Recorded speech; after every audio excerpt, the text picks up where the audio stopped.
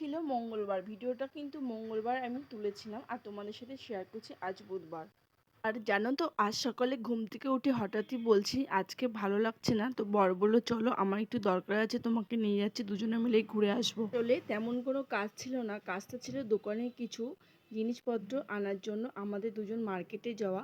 ও হ্যাঁ, আগের ভিডিওতে সৌম্যশ্রী জিজ্ঞেস করেছো যে দিদি ভাই দাদা ভাই কি করে, তো দাদা ভাই তেমন কিছু না, ব্যবসা করে আর আমাদের কিছুটা জমি জায়গা আছে সেটাই দেখাশোনা করে।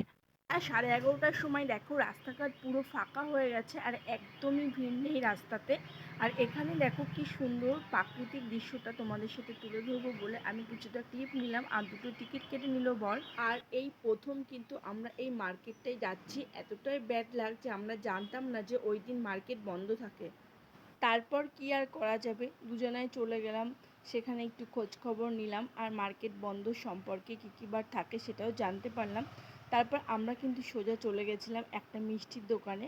আর সেখানে ভীষণ গরম লাগছিল বলে বড়মশাই বলল যে চলো আমি আর তুমি দই কিনে খাই। তো আমরা কিন্তু ফ্রিজ থেকে ঠান্ডা দই সেই মিষ্টির দোকানে উঠলাম আর সেখান থেকে খেয়ে নিলাম।